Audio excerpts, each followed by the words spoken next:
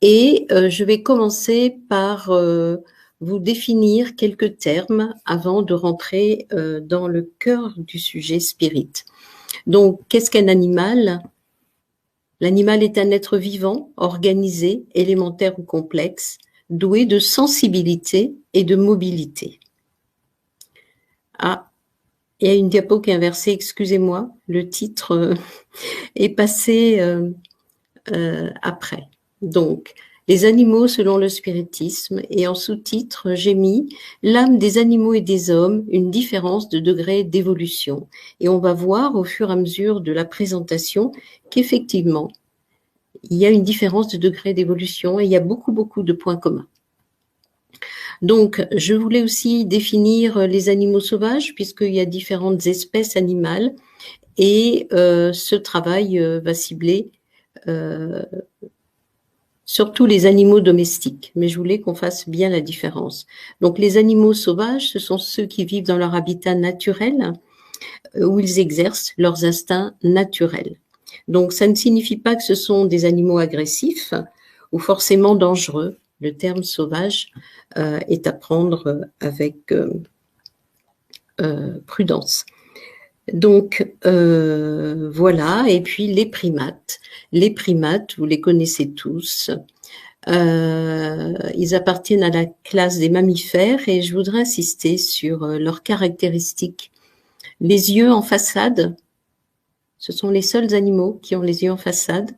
Leur tronc était à la verticale quand ils se tiennent assis. Leurs mains comptent comme nous 5 doigts. Et il y a 240 espèces de singes et de lémuriens. Les lémuriens, c'est des tout petits singes. Donc sur cette diapo, il y a 2 liens sur lesquels j'ai trouvé les définitions, mais que vous pourrez regarder si vous voulez, qui vont vous expliquer des choses très intéressantes sur les primates et notamment les points communs au niveau génétique qu'ils ont avec nous. Voilà, donc vous pourrez utiliser ces liens si vous voulez plus tard. Et puis, bien sûr, les animaux domestiques.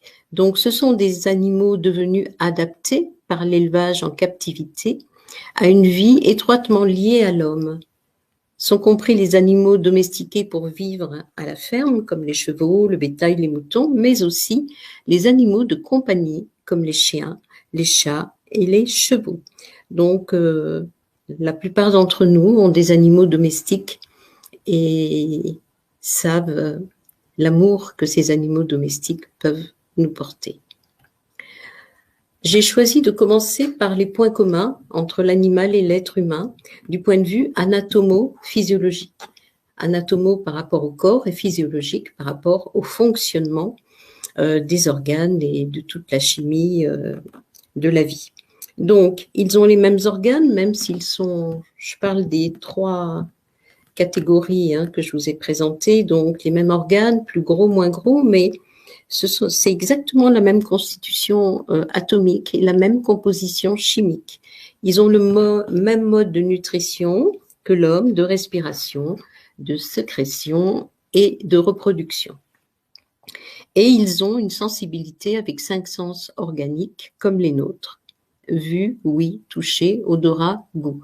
Bien que l'odorat soit beaucoup plus développé chez les animaux que chez nous. D'autres points communs du point de vue moral. Ils ont des sentiments, ils savent être reconnaissants, ils savent nous montrer leur amour.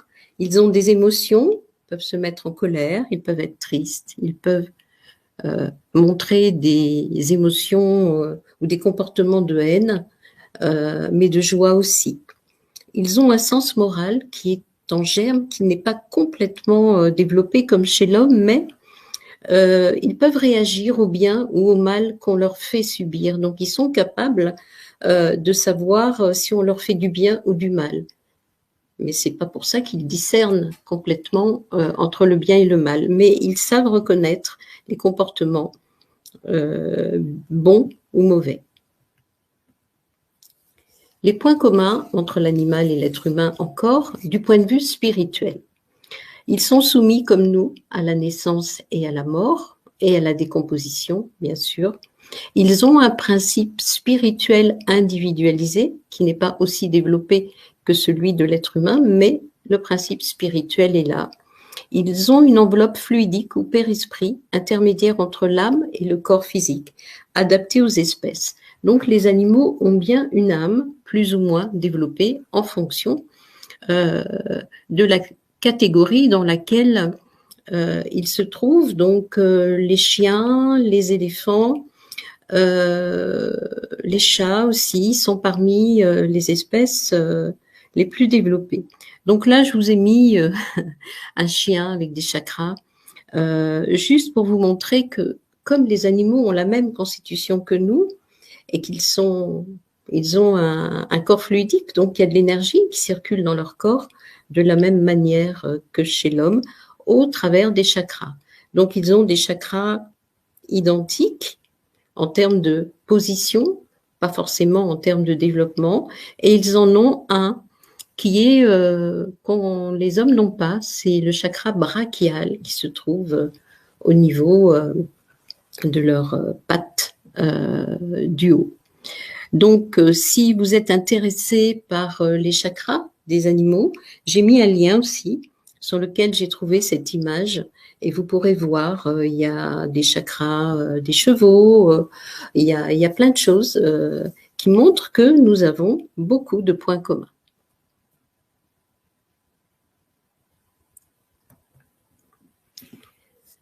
Je n'ai pas résisté à l'envie de mettre les photos de nos maîtres, Alan Kardec et Gabriel Delanne, pour leur rendre un hommage pour leurs travaux qui nous permettent aujourd'hui de grandir spirituellement, mais aussi de pouvoir faire des conférences et diffuser. En fait, toutes les conférences que l'on fait, elles viennent des enseignements, du travail de ces hommes extraordinaires qui ont donné une grande partie de leur vie pour diffuser les enseignements du spiritisme. Donc Alan Kardec, vous le connaissez tous, Gabriel Delanne peut-être un petit peu moins, mais Gabriel Delanne a beaucoup travaillé sur l'aspect scientifique du spiritisme et ces deux photos pour vous expliquer que pour cette conférence, je me suis appuyée donc sur les ouvrages d'Alan Kardec. Je vous les citerai tout à l'heure, je vous les montrerai, notamment le livre des esprits, bien sûr, qui contient la base, le ciel et l'enfer, la Genèse, le livre des médiums pour ce travail, et puis l'évolution animique, qui est un ouvrage extrêmement intéressant à lire, un peu difficile, mais si on y revient souvent, on peut arriver à comprendre comment le périsprit s'est formé, enfin toute cette partie de l'évolution de l'âme, de l'esprit. Donc, dans l'évolution animique, il y a des choses très intéressantes sur les animaux. Donc, à chaque fois, je vous ai mis, à chaque fois que c'était possible, sur les diapos, sur quel ouvrage elle se posait. Donc maintenant, nous allons voir les différences entre les animaux et les hommes, mais du point de vue spirit, puisque je m'appuie sur les ouvrages spirit d'Alan Kardec et de Gabriel Delanne. Donc le sens moral, il est en germe. On voit bien que le sens moral n'est pas encore développé, mais ils ont une nature pensante. On verra tout à l'heure, ils sont capables de penser, bien que leur pensée soit beaucoup moins développée. Il y a une grande différence, c'est qu'ils ne possèdent pas le langage articulé. Ils n'ont pas la parole. Mais on verra tout à l'heure pour le perroquet, comment le perroquet peut parler. Bien sûr, c'est un langage articulé, mais il répète. Donc, il ne crée pas une phrase, par exemple. Mais c'est le seul animal qui a cette capacité-là. Ils n'ont pas le libre arbitre, et ça c'est une très grande différence, donc pas de responsabilité. Et il y a une différence énorme, c'est qu'ils n'ont pas la capacité à connaître Dieu, contrairement à l'homme qui a cette capacité à se représenter Dieu, même petitement, mais il peut connaître l'existence de Dieu. Les hommes ne l'ont pas. Pour les hommes, pour les animaux, pardon, leur Dieu, c'est l'homme.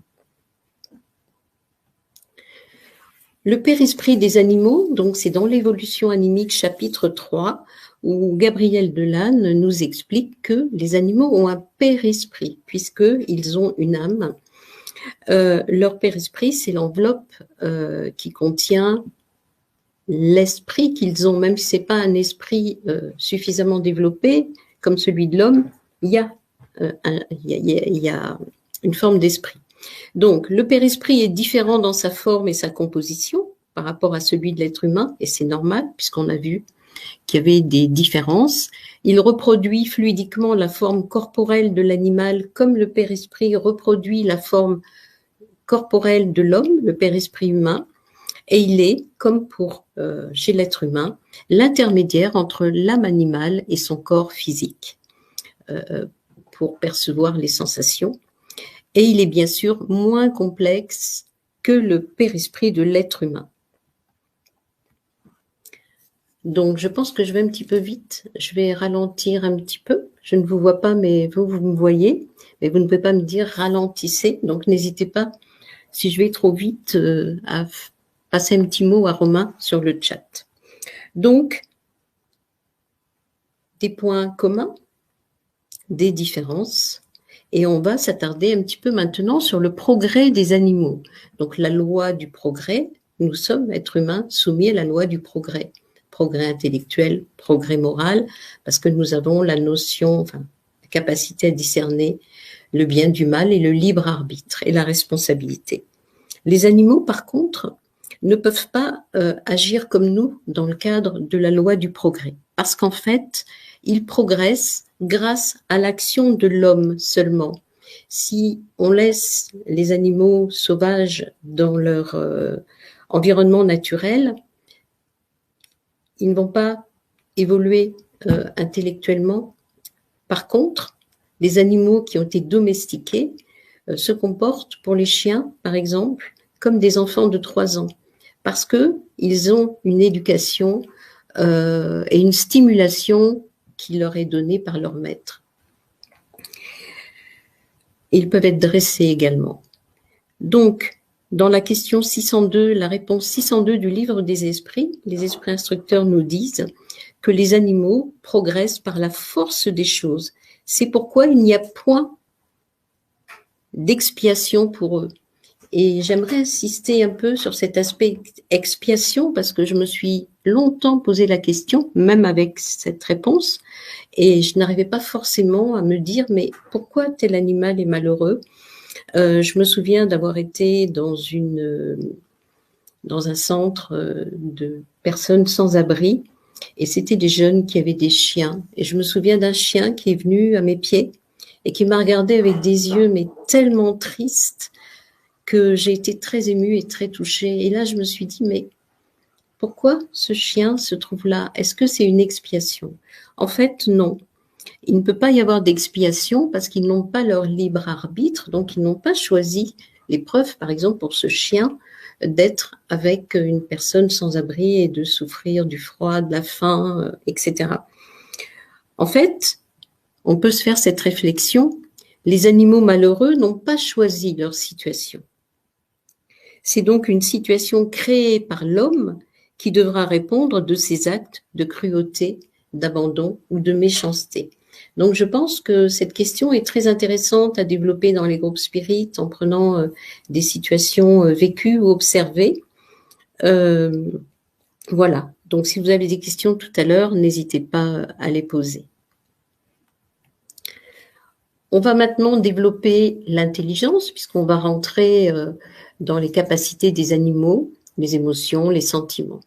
Donc, je ne vais pas vous lire toute la définition, parce qu'elle est longue, mais en même temps, j'ai trouvé qu'elle était très importante, puisque c'est une définition qu'Allan Kardec a mis dans le vocabulaire spirit, dans ce livre, Instructions pratiques des manifestations spirites. J'espère que vous le voyez. C'est le premier livre qui a précédé le livre des médiums. Et Allan Kardec a commencé à créer un vocabulaire spirit qui n'a pas eu le temps de terminer. Et l'intelligence est définie d'une manière vraiment très précise. Donc, c'est une faculté de comprendre, de concevoir, de raisonner. Il serait injuste de refuser aux animaux une sorte d'intelligence et de croire qu'ils ne font que suivre machinalement l'impulsion aveugle de l'instinct. Donc, les animaux, pour ceux qui sont les plus développés, comme nos animaux domestiques par exemple, ils agissent de propos délibérés et selon les circonstances. On va voir une vidéo tout à l'heure qui va nous montrer comment un âne, parmi plusieurs ânes, réfléchit et agit d'une manière très intelligente. Mais cette intelligence est toujours limitée. On est toujours dans cette différence de degré d'évolution. L'intelligence de l'homme lui permet de s'élever au-dessus de sa condition d'humanité puisqu'il est capable d'aimer Dieu, il est capable de se représenter Dieu. Donc, Kardec nous l'explique très très bien, et les esprits instructeurs aussi. C'est pour ça que je l'ai mis en gras. C'est quelque chose à bien retenir, c'est que la ligne de démarcation entre les animaux et les hommes est tracée par la connaissance qu'il est donnée à ce dernier d'avoir de l'être suprême. Donc vous trouverez cette définition dans l'ouvrage que je vous ai montré, et j'ai trouvé que c'était très intéressant aussi en termes de réflexion.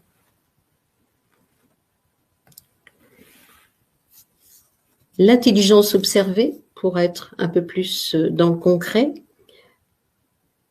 l'animal possède une intelligence, ça c'est évident, on ne peut pas le nier. Cette intelligence est limitée parce que l'instinct domine encore. Certains animaux peuvent réaliser des actes combinés qui dénotent une volonté d'agir dans un sens déterminé et selon les circonstances.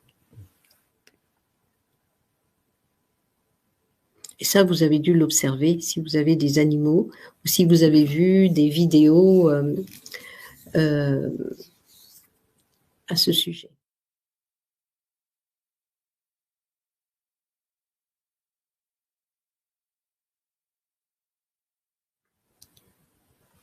Donc la vidéo est terminée. Et vous avez pu voir parmi les 4 ânes, je crois, parce que je n'ai pas la vidéo là sous les yeux, il y en a un qui a réfléchi quelques instants, qui a observé et qui finalement a retiré, comme l'aurait fait un être humain, la barrière comme il se devait, alors que les premiers ont sauté et le dernier âne qui était derrière a suivi.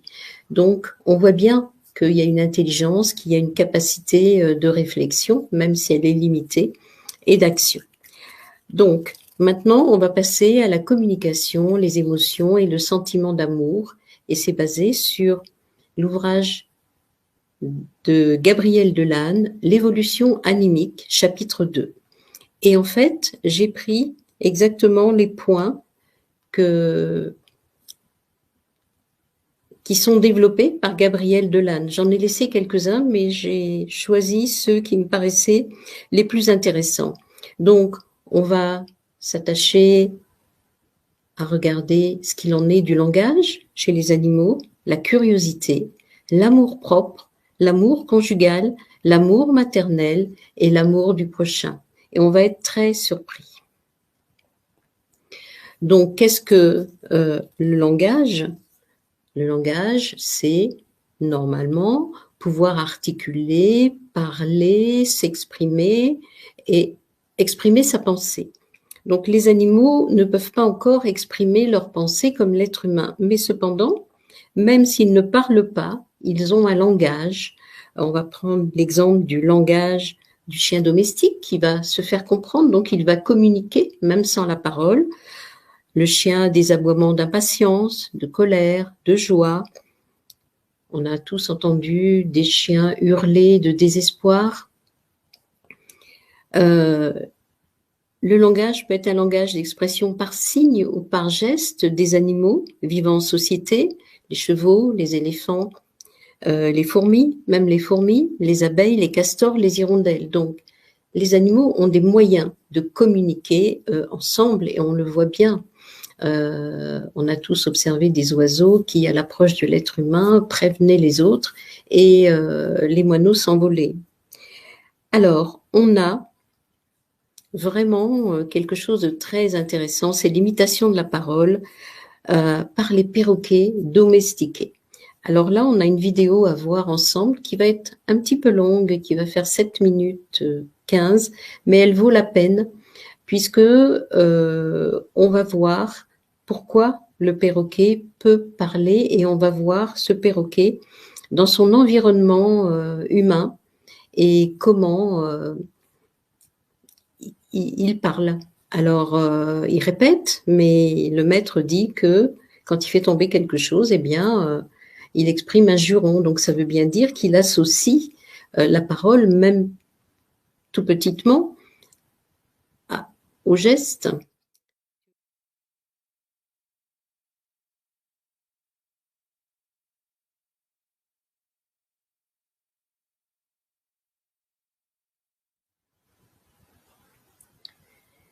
Donc là, on voit comment l'homme permet à l'animal de progresser et comment le perroquet développe des liens d'amour. Et donc le perroquet a décidé de changer de maître parce que son premier maître a été, on va dire, violent malgré tout avec lui.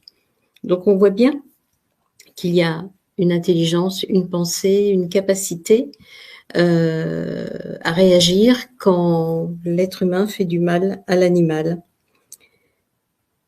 Ok.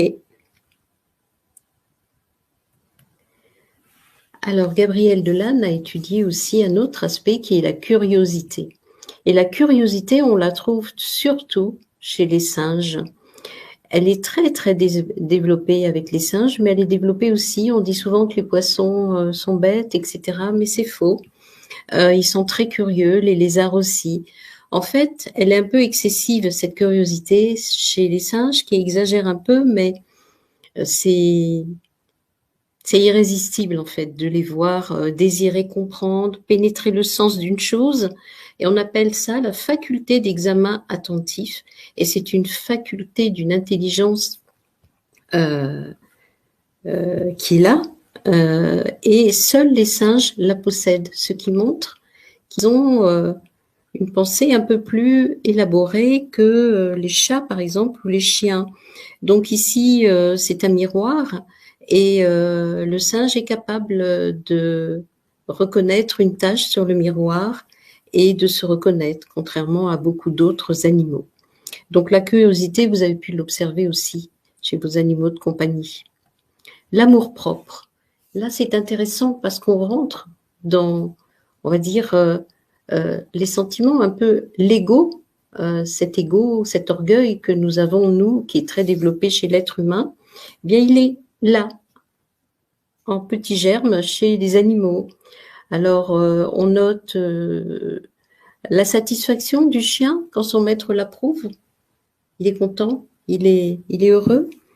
L'orgueil de la victoire pour le cheval de course. Il y a eu des observations importantes qui ont été faites là-dessus.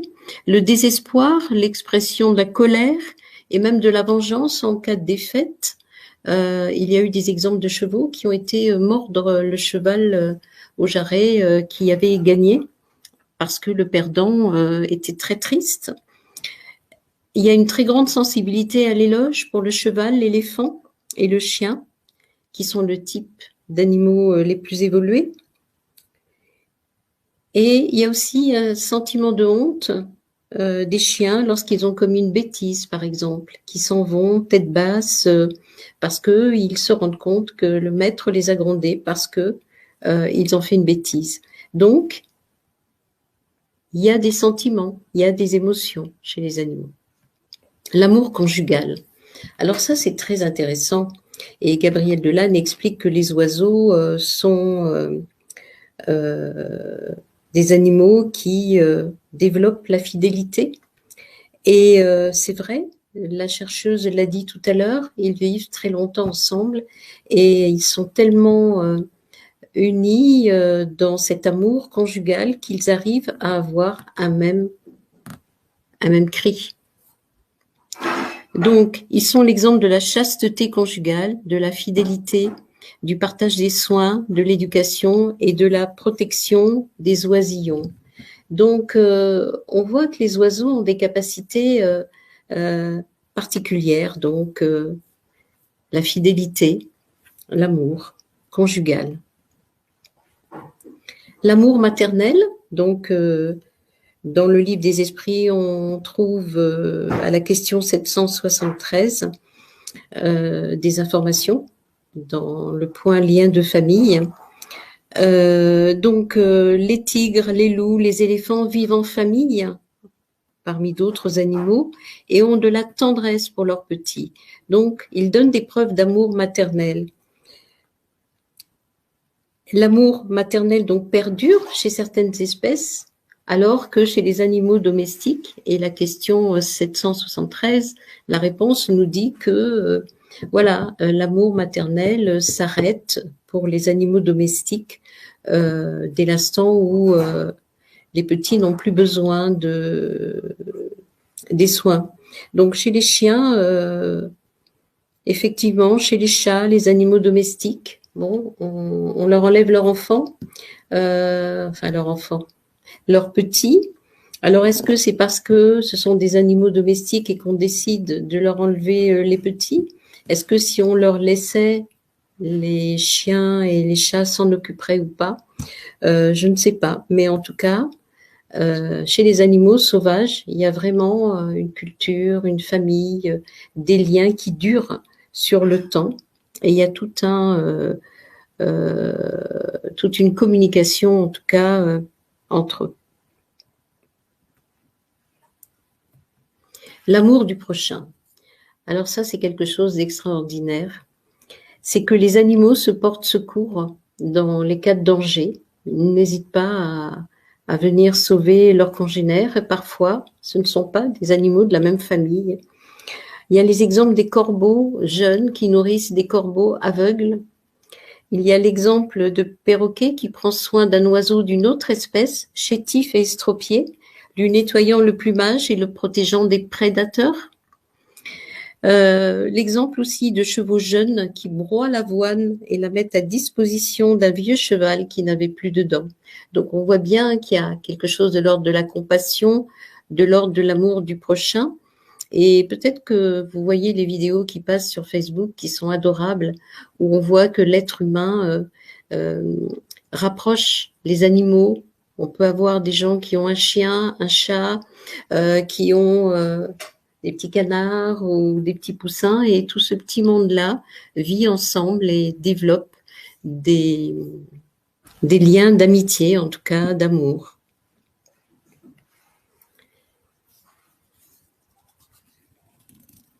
Maintenant, on va passer à l'état de l'âme animale après la mort. À la réponse à la question 600 du livre des esprits. Les esprits instructeurs nous disent, je sais pas, il y a une petite faute d'orthographe, tant pis, je la corrigerai plus tard. En fait, que après la désincarnation, l'âme de l'animal se trouve dans une sorte d'ératicité, mais qui n'est pas l'ératicité de l'esprit désincarné humain. L'âme n'est plus unie au corps, mais elle n'est pas un esprit errant qui pense et agit par sa libre volonté, comme les esprits désincarnés humains. L'esprit de l'animal est classé après sa mort, donc il y a des esprits supérieurs qui sont responsables des animaux et de pouvoir les accueillir à leur désincarnation et les classer, c'est-à-dire de les mettre en sommeil, de s'en occuper et de préparer le moment où ils iront se réincarner dans une autre espèce ou dans la même espèce en fonction de la nécessité d'évolution. Donc en fait, l'âme animale n'a pas le loisir de se mettre en rapport avec d'autres créatures, mais elle conserve son individualité, c'est-à-dire que notre petit chien, par exemple, si on a un petit chien qui s'est désincarné, il garde tous ses acquis, son individualité, mais n'est pas conscient de lui-même dans le monde spirituel et ne peut pas, il n'a pas de libre arbitre, il ne peut pas se mettre en rapport avec d'autres créatures. Et j'insiste dessus parce qu'on verra tout à l'heure le danger de penser que ce sont des animaux qui communiquent avec nous. Lorsque on les questionne, je sais que ça se fait par certains groupes, ou peut-être même il y a un développement de ce qu'on appelle la communication animale. Et il y a des personnes qui n'ont aucune formation ni aucune connaissance du spiritisme et qui dialoguent pensant que c'est avec des animaux et qui sont persuadés qu'ils dialoguent avec des animaux. Donc, toujours dans le livre des esprits, réponse 598, l'âme de l'animal conserve son individualité, mais elle n'a pas de la conscience de soi. La vie intelligente reste à l'état latent. Il y a un engourdissement, en fait. Donc, les esprits supérieurs vont procéder à la réincarnation des animaux dans les espèces qui correspondent au schéma de leur évolution. Mais on a très très peu de connaissances là-dessus, en tout cas en France. Au Brésil, je ne sais pas. Mais il reste des zones de non-connaissance de ces processus. Donc, communication avec les animaux désincarnés. Comment on peut communiquer?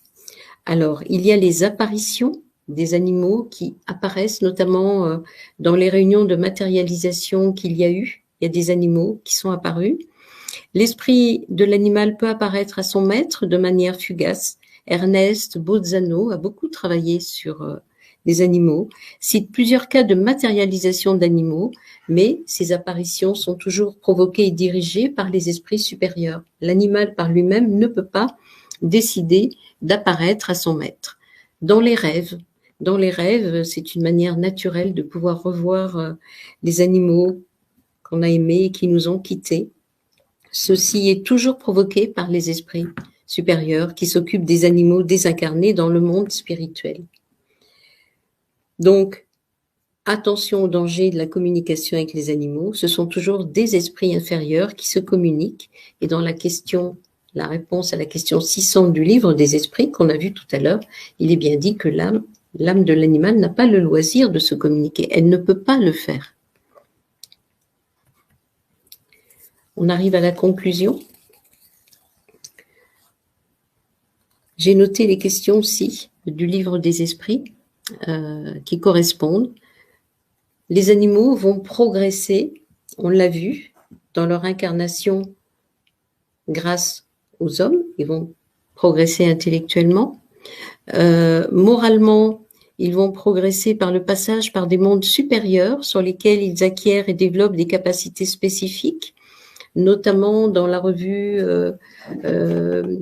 Spirit que Kardec, à l'époque de Kardec, j'ai mis les références. Il y a l'exemple des animaux sur la planète Jupiter, qui est une planète supérieure, où les animaux changent d'apparence, deviennent des auxiliaires de l'homme et commencent à évoluer davantage que sur la Terre.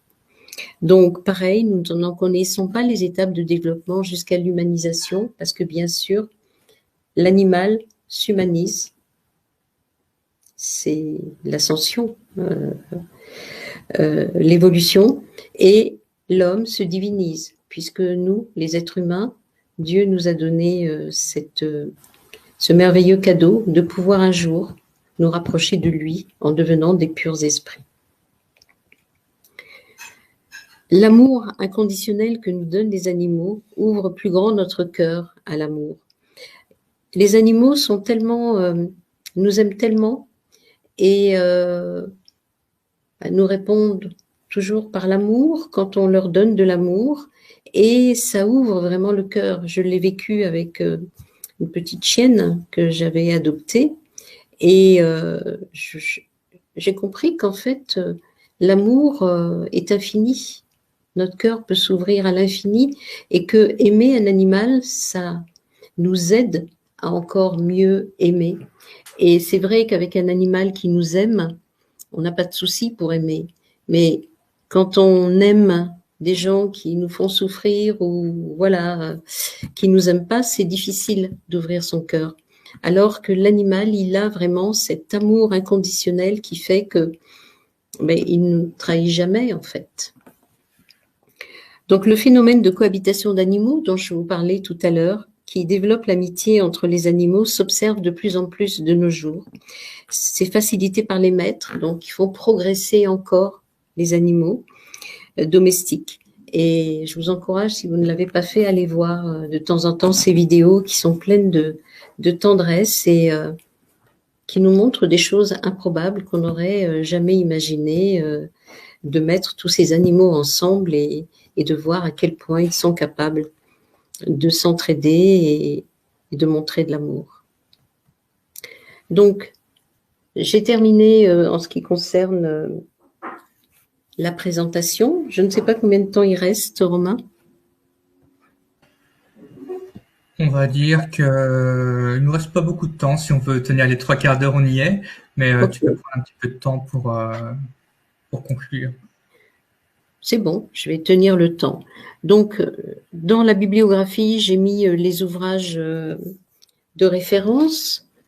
Donc, le livre des esprits, bien sûr, où vous allez trouver à partir de la question 592 à 606 plein d'éléments concernant les animaux. Voilà, le livre des esprits. J'espère que vous le voyez.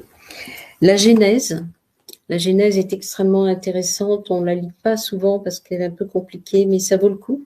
Si vous voulez voir un peu le développement, l'évolution de l'homme, le développement, vous allez trouver plein de choses intéressantes, comment s'est faite la création, etc. Le livre des médiums, alors, je n'ai pas parlé de la médiumnité des animaux, parce que je n'avais pas le temps, mais c'est intéressant, si vous vous intéressez à la médiumnité des animaux, d'aller voir dans le livre des médiums, de lire aussi les ouvrages d'Ernest Bozzano sur les animaux, sachant que les animaux voient les esprits, mais ne peuvent pas être médiums pour les raisons que je vous ai expliquées, ne peuvent pas être des intermédiaires pensants. Il y a aussi beaucoup d'articles sur la revue Spirit, le journal d'études psychologiques, notamment la description de Jupiter dont je vous ai parlé tout à l'heure. Pas mal d'éléments sur les animaux. Vous pourrez en savoir plus sur les animaux médiums, entre guillemets. Et puis aussi une histoire de suicide des animaux. La question, c'est de se dire, est-ce qu'un animal est capable de penser et de s'autodétruire ? Ou est-ce que le suicide a été entraîné par la peine? C'était la mort de son maître qu'un chien n'a pas pu accepter, donc il s'est laissé mourir en ne mangeant plus. Mais est-ce qu'il a vraiment eu cette idée de suicide? C'est pas sûr. Dans le ciel et l'enfer aussi, il y a des éléments. Et puis, je vous montre le livre des esprits expliqués, tome 1, qui a été édité par La Cita et qui explique le livre des esprits. Et vous allez trouver dans le chapitre 19 les explications, les détails, les développements sur les enseignements du livre des esprits d'Allan Kardec. Donc voilà, pour aller plus loin, la Genèse. Ah zut, qu'est-ce que j'ai fait? Voilà. Et puis, Bozzano, il y a le journal d'études spirites, Gabriel Delanne, qui traite justement des animaux, et le titre, le sous-titre que j'ai mis à la conférence, c'est le titre de ce journal d'études spirites. Je vous ai mis le lien de l'Institut Amélie Boudet où ce journal d'études spirites Gabriel Delanne est téléchargeable gratuitement. Et puis, merci pour votre attention. Donc, c'est une toute petite marmotte qui vous offre des fleurs. Merci à vous tous et à vous toutes.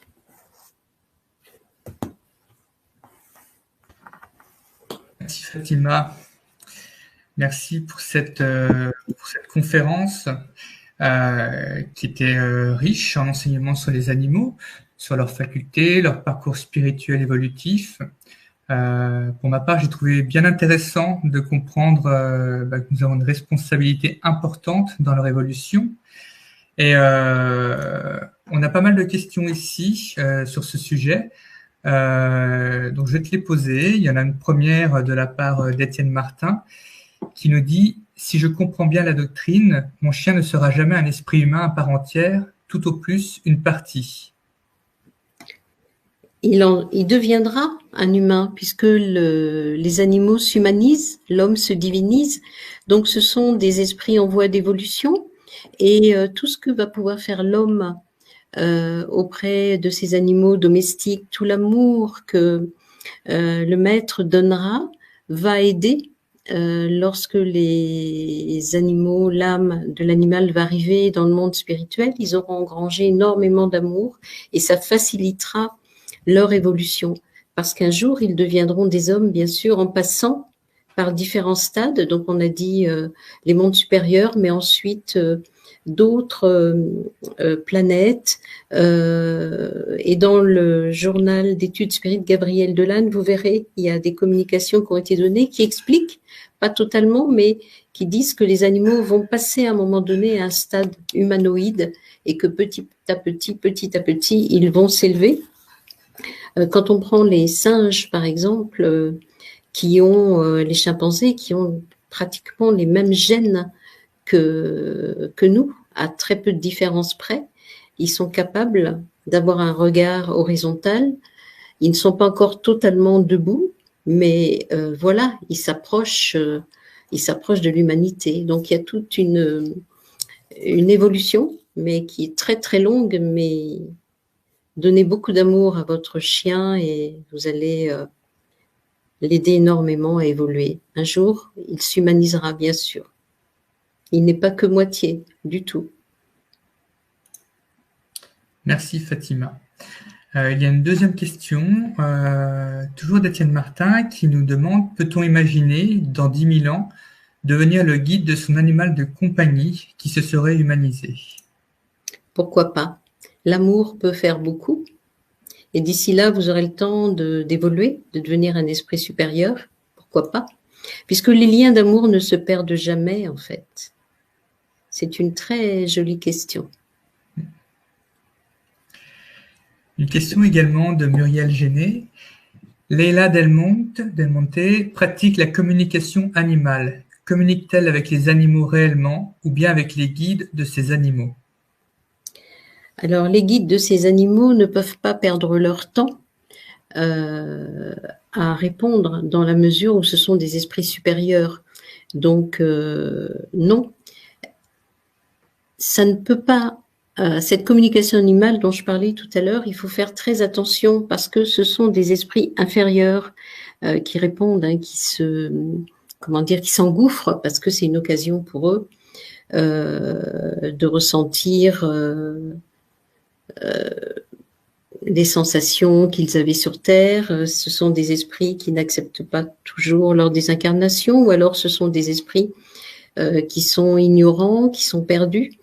Je pense que la meilleure chose pour communiquer avec les animaux, qu'on a perdu et qu'on aimerait, ne serait-ce que voir une fois, parce qu'il faut les laisser aussi là-haut, on s'occupe d'eux, ils vont se réincarner, donc il ne faut pas non plus sans cesse les appeler, puisque même si c'est pas autant que l'esprit humain, les pensées d'amour arrivent là-haut, mais ce sont des pensées de tristesse.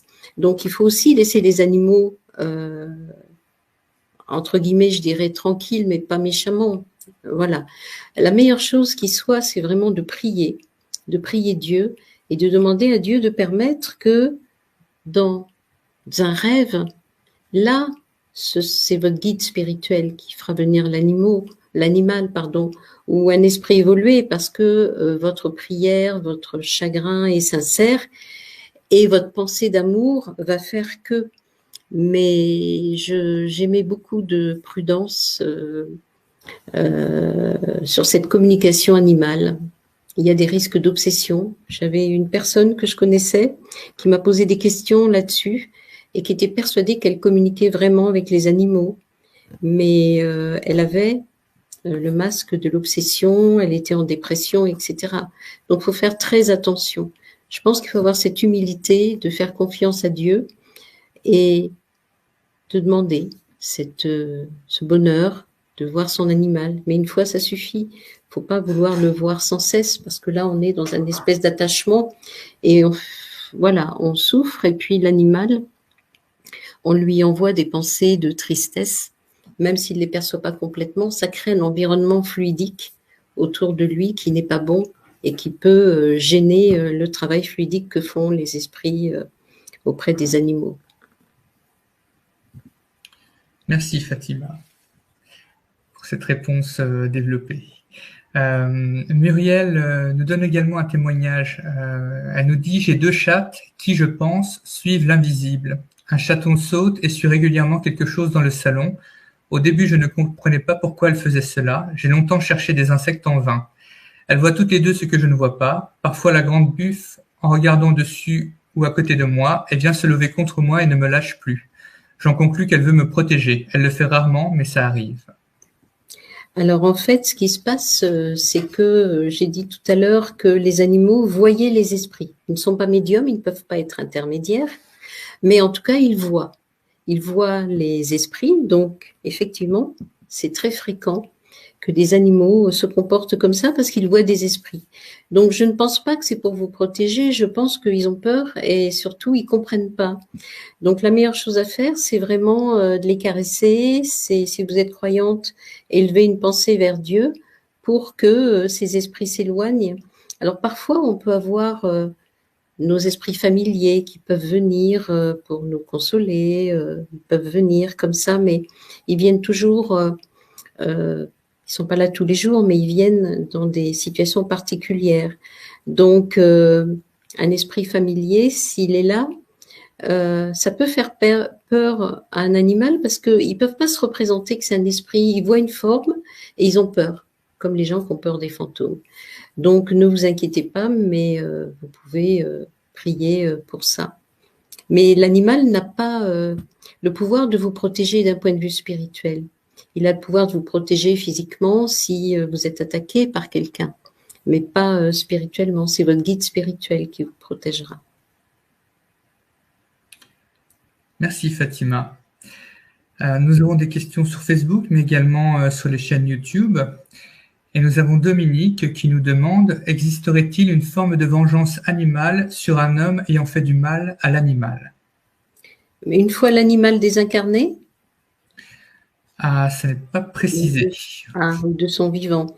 Parce qu'en fait, tout à l'heure, j'ai dit que l'animal pouvait avoir des réactions quand on lui faisait du mal. Il va mordre, il va réagir parce qu'il est capable de comprendre qu'on lui fait du mal et qu'on lui fait pas du bien. Après, dans le monde spirituel, étant donné que l'âme animale, son intelligence est endormie en fait, et qu'elle-même est endormie, elle ne peut pas concevoir des pensées pour venir se venger de son maître.